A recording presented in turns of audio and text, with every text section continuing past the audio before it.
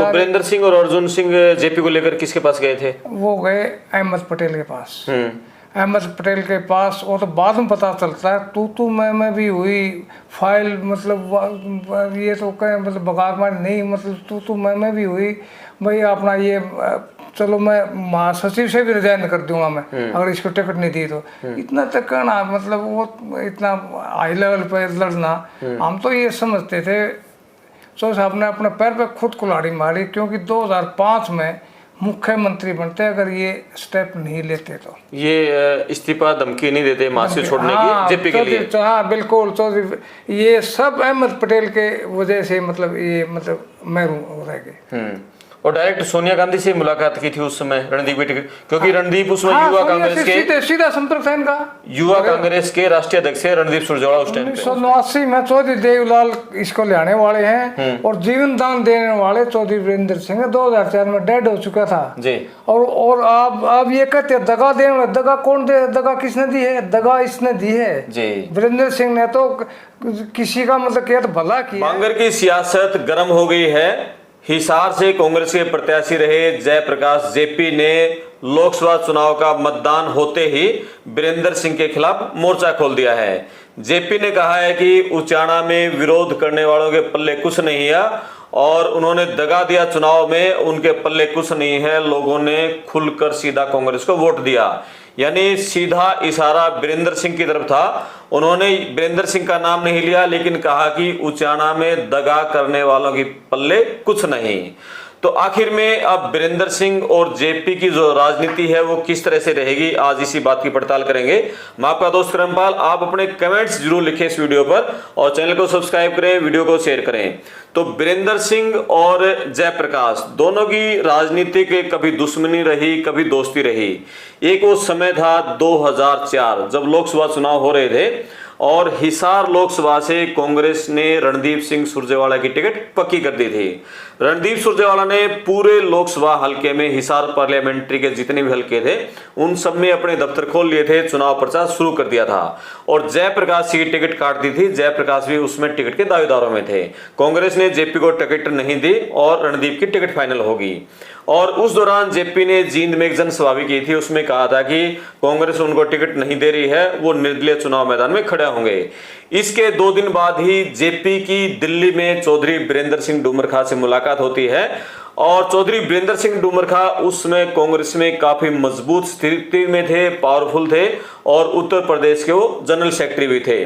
और सोनिया गांधी दरबार में सबसे मजबूत उसमें हरियाणा कोई नेता था तो भूपेंद्र हुड्डा से मजबूत उसमें चौधरी वीरेंद्र सिंह थे। तो चौधरी वीरेंद्र सिंह अर्जुन सिंह को साथ लेकर सीधे उसमें जो अहमद पटेल थे, जो राजनीतिक सलाहकार सोनिया गांधी के, उनसे भिड़ गए थे रणदीप की टिकट कटवाकर जेपी को टिकट दिलाने के लिए। और जेपी की टिकट के लिए चौधरी वीरेंद्र सिंह ने इतनी तीखी लड़ाई लड़ी, सीधी डायरेक्ट सोनिया गांधी से भी और अहमद पटेल से भी, जिसके चलते रणदीप की टिकट कटी और जेपी को टिकट मिल गई। लेकिन इसका सबसे बड़ा नुकसान खुद चौधरी वीरेंद्र सिंह डूमरखा को हुआ।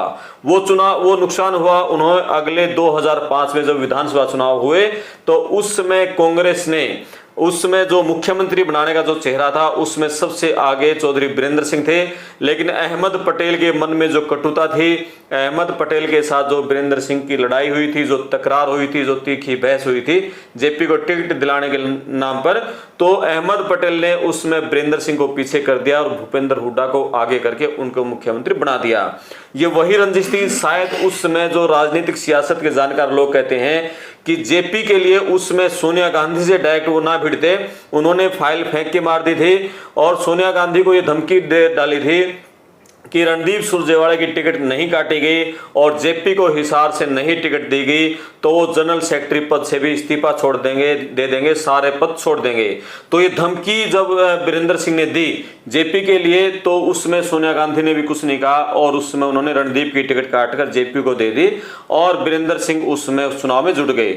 लेकिन उसके बाद क्या हुआ, जेपी जैसे ही चुनाव जीते ही लगभग 2-3 महीने बाद उन्होंने खुद वीरेंद्र सिंह के खिलाफ मोर्चा खोल दिया और वो एकदम चौधरी भूपेंद्र सिंह हुड्डा के पाले में शामिल हो गए।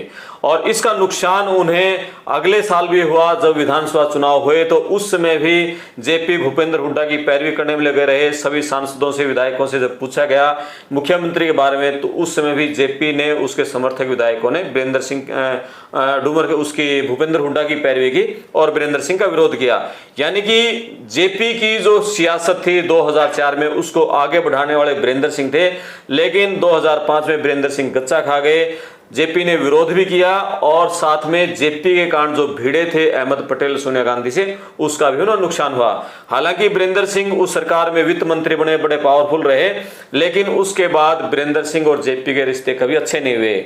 बात उस समय के बाद जब आगे बढ़ती है, 2009 का विधानसभा चुनाव होता है, तो 2009 के विधानसभा चुनाव में जेपी खुलकर वीरेंद्र सिंह की मुखालफत करते हैं और इसका खामियाजा भी वीरेंद्र सिंह को उठाना पड़ता है और वीरेंद्र सिंह चुनाव हार जाते हैं करीब 600 वोट से। ओम प्रकाश चौटाला उसमें उचाना से चुनाव जीत जाते हैं। उसके बाद 2014 का जो विधानसभा चुनाव होता है, उसमें वीरेंद्र सिंह और जेपी एक साथ रहते हैं और उस समय जब जेपी 2014 में कलायत से निर्दलीय विधायक बनते हैं और प्रेमलता उचाना से बीजेपी टिकट विधायक बनती हैं। अब इस समय पर ब्रजेंद्र सिंह जब हिसार से लोकसभा की टिकट के दावेदार थे, कांग्रेस की टिकट के, तो उस समय अब जेपी ने ब्रजेंद्र सिंह पर भारी पड़े। जेपी कांग्रेस की टिकट लेके आए, भूपेंद्र हुड्डा ने उसमें मदद की और ब्रजेंद्र सिंह की टिकट कट गई। तो टिकट कटने के बाद जो वीरेंद्र सिंह के समर्थक थे वो नाराज थे। जेपी खुद उचाना पहुंचे, उन्होंने वीरेंद्र सिंह, ब्रजेंद्र सिंह से मदद मांगी चुनाव में और वीरेंद्र सिंह ने एक, वहां जो पंचायत हुई थी, एक होटल में मीटिंग हुई थी, वीरेंद्र सिंह ने खुलकर ये कहा कि सभी जो समर्थक हैं उनके कांग्रेस को वोट देना है और हम कांग्रेसी हैं, कांग्रेस में शामिल हो गए हैं, तो कांग्रेस को जिताने के लिए काम करना है।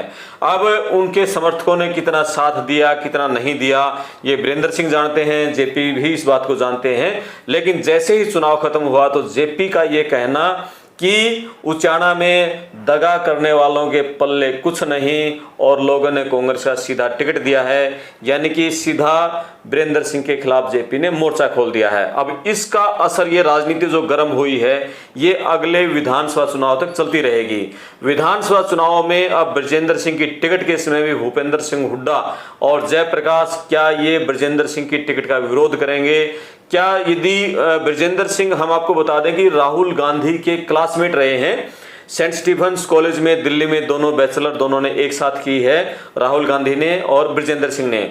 और राहुल गांधी के कहने पर ही ब्रजेंद्र सिंह जो बीजेपी के सिटिंग एमपी थे, उन्होंने बीजेपी छोड़कर सिटिंग एमपी, पहले देश के एमपी जिन्होंने सिटिंग एमपी होते हुए भी बीजेपी छोड़ी, कांग्रेस में शामिल हुए। जब उस समय मोदी हो रही थी, उसके बाद मोदी का विरोध के एकदम जो ज्वाला फूटी देश में, उसके बाद हुई थी। पहला विरोध करने का जो स्टेप उठाया था, जो ताकत दिखाई थी, वो ब्रजेंद्र सिंह ने दिखाई थी।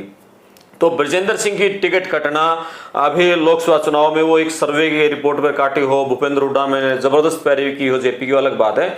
लेकिन दोनों जो क्लासमेट हैं ब्रजेंद्र सिंह और राहुल गांधी, उसके चलते यह तो तय है कि आगे विधानसभा चुनाव में ब्रजेंद्र सिंह को उचाना से टिकट मिलने में कोई बहुत बड़ी परेशानी होने वाली नहीं है।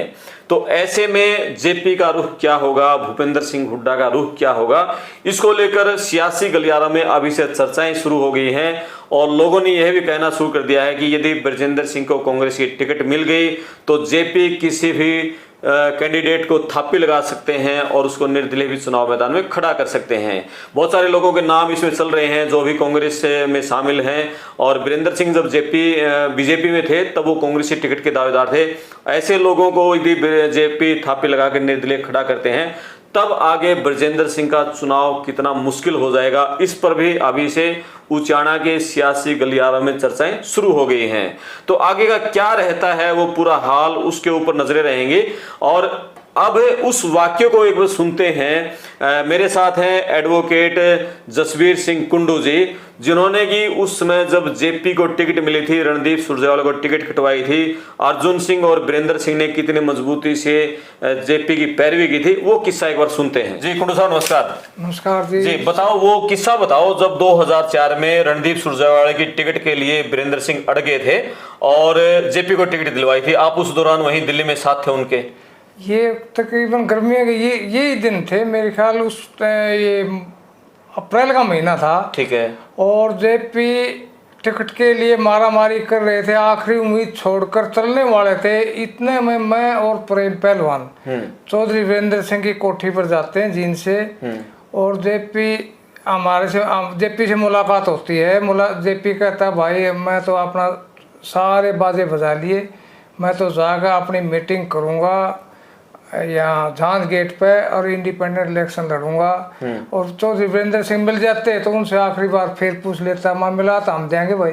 तो उस समय रणदीप ने दफ्तर खोल दिए थे, रणदीप की टिकट फाइनल हो गई थी। रणदीप सिंह सुरजेवाला ने दफ्तर सारा हिसार कॉन्स्टिट्यूंसी में खोल दिए थे, अपने झंडे वंडे गाड़ी चल पड़ी थी। हम तो वैसे उसके लिए मतलब रूटीन में जिस तरह जाते हैं वीरेंद्र सिंह के, हम नजदीकी रहे हैं तो जा रहे थे, तो वहाँ कुदरती मुलाकात होती है। हमने फिर उसको कहा भाई हम मिला तो हम देंगे, अगर आपकी बात बनती हो तो हम तो इतना कर सका। आप लोगों ने जेपी को वीरेंद्र सिंह से मिलवाया? हमारे साथ बैठ के गया आपकी गाड़ी में जेपी गाड़ी ले था, हम अलग ले थे। हमारी गाड़ी आगे थी, जेपी की पीछे गई। अर्जुन सिंह की कोठी पर हमें तो पता था तो साहब अर्जुन सिंह की कोठी बैठे हैं, अर्जुन सिंह की कोठी पर हम ले गए।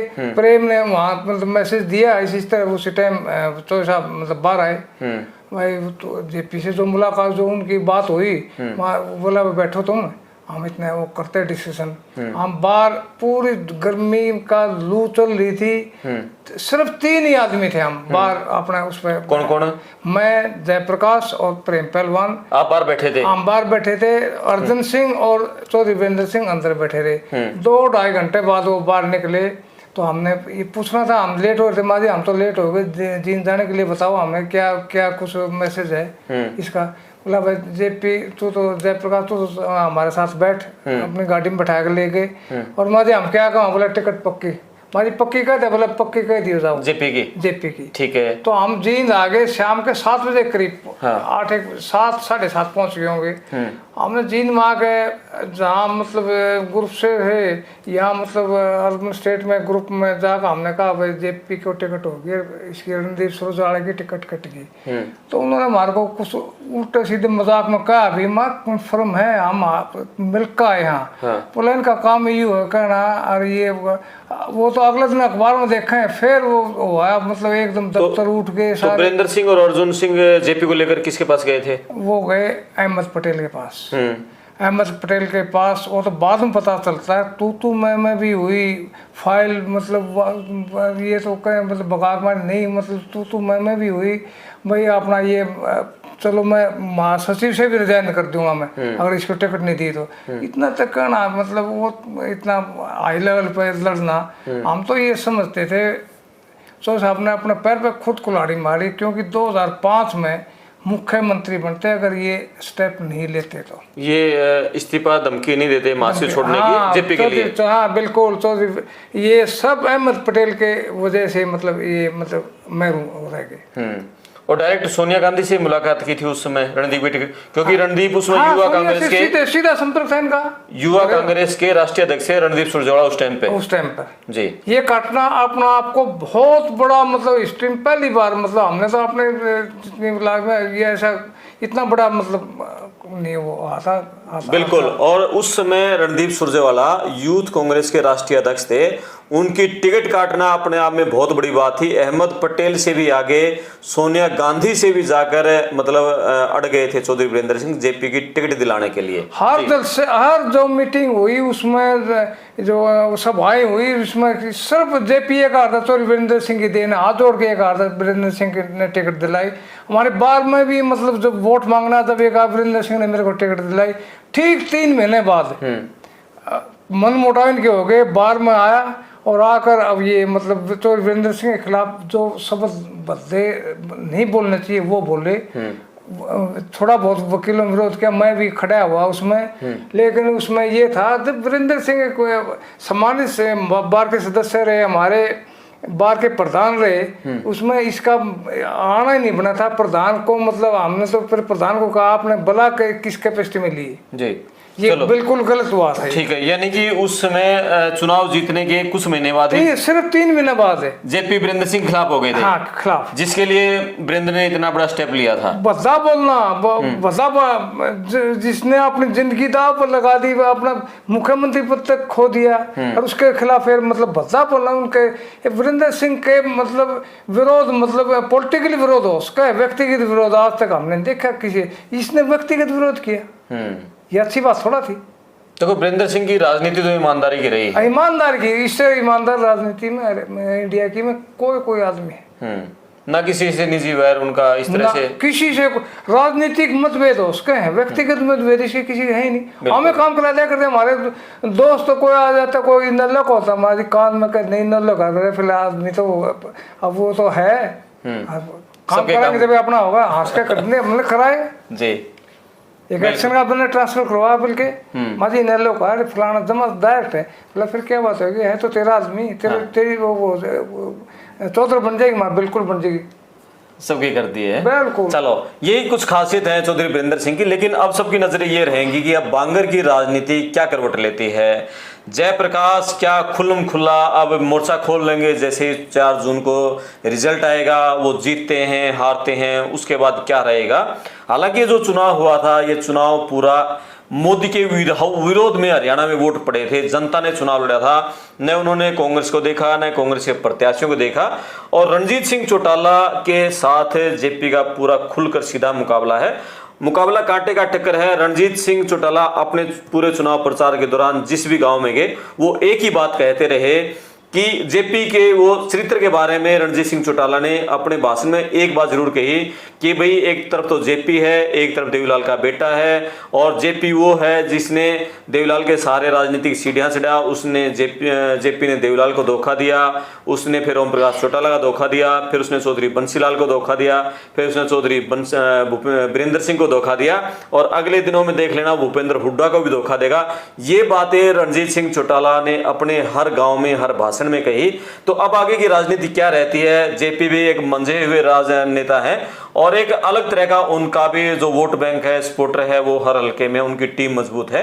तो यूथ ब्रिगेड का, ग्रीन ब्रिगेड का जिक्र रणजीत चौटाला ने अपने हर गांव में हर प्रचार के दौरान किया, और किस तरह से ग्रीन ब्रिगेड के बैनर तले पूरे इलाके में उन्होंने कहा कि गुंडागर्दी होती थी, प्लाटों पर कब्जे, ये वो सारी चीजें रणजीत चौटाला ने की। चुनाव पूरा खिंचा हुआ है, हिसार का जीत हार का मार्जिन बहुत कम रहने की उम्मीद है, लेकिन अब जेपी ने जिस तरह से यहां मोर्चा खोला है वीरेंद्र सिंह के खिलाफ, इसकी जो कांग्रेस की सियासत है ये पूरी गर्म रहेगी। आप अपने कमेंट से लिखें कि आप लोगों का क्या मानना है कि इस सियासत में जेपी भारी पड़ जाएंगे, जेपी और भूपेंद्र हुड्डा गुट, या फिर वीरेंद्र सिंह अकेले इन दोनों पर भारी पड़ेंगे, जो सोनिया गांधी राहुल गांधी के सीधे संपर्क हैं उसके चलते। मैं आपका दोस्त करमपाल जी। 1989 में चौधरी देवीलाल इसको लाने वाले हैं, और जीवन दान देने वाले चौधरी वीरेंद्र सिंह 2004 में डेड हो चुका था जी। और आप ये कहते हैं दगा देने वाले, दगा कौन दे, दगा किसने दी है, दगा इसने दी है जी। वीरेंद्र सिंह ने तो किसी का मतलब क्या तो भला किया है, किसी का आज तक रिकॉर्ड की बात है, किसी का गलत नहीं किया इसने, चाहे इसका विरोधी भी क्यों ना हो, ये वीरेंद्र सिंह की खासियत है जी जी जी। चलो, और आगे की राजनीति जहाँ का टेबल है, ये आगे देख लो, क्या देख लेगा। राहुल ये अपना एमपी साहब ब्रजेंद्र सिंह के सीधे संपर्क राहुल गांधी के साथ हैं। आला कमान में देखना, राहुल को मेंबर पार्लियामेंट लेते हैं, राज्यसभा में लेते हैं, या स्टेट की राजनीति कराएंगे, आगे के भविष्य में किसी को नहीं पता जी कि ये यहाँ की कराएंगे या मतलब इसमें राज्यसभा में ले जाएंगे। अगर राज्यसभा में ले जाते हैं या मैडम करेगी राजनीति इनकी राजनीति। एक ऐसा परिवार है छोटू राम का, जहाँ नाम आ जाता है किसान और गरीब तबका, तो वहाँ मतलब उसको नमन करता है बिल्कुल। इसका जगह इसको कहना वीरेंद्र सिंह की बुराई करना, छोटू राम की बुराई करना है। हम तो हमारे पर सीधा असर पड़ता है। वीरेंद्र सिंह अगर हमारे काम ना भी करे, तो अगर छोटू राम का नाम आ जाता है हम उनको नमन करते हैं बिल्कुल। छोटू राम एक ऐसी उसको वो कहना तो मतलब सीधा छोटू राम को कह दिया बिल्कुल। बहुत बढ़िया। चलो, अब आप कमेंट्स करके बताएं कि आगे की राजनीति, और बताएं कि किस तरह से अब हरियाणा में खासकर बांगर की राजनीति क्या करवट लेगी। मैं आपका दोस्त करमपाल, अपने कमेंट्स लिखे। धन्यवाद।